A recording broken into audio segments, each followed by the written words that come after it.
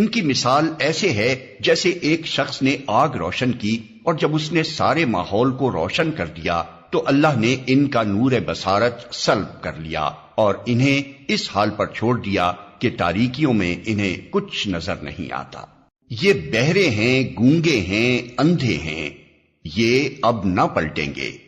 یا پھر ان کی مثال یوں سمجھو کہ آسمان سے زور کی بارش ہو رہی ہے اور اس کے ساتھ اندھیری گھٹا اور کڑک اور چمک بھی ہے۔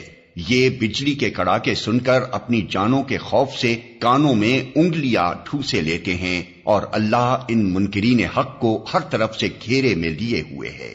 چمک سے ان کی حالت یہ ہو رہی ہے گویا عنقریب بجلی ان کی بصارت اچک لے جائے گی۔ جب ذرا کچھ روشنی انہیں محسوس ہوتی ہے تو اس میں کچھ دور چل لیتے ہیں، اور جب ان پر اندھیرا چھا جاتا ہے تو کھڑے ہو جاتے ہیں۔ اللہ چاہتا تو ان کی سماعت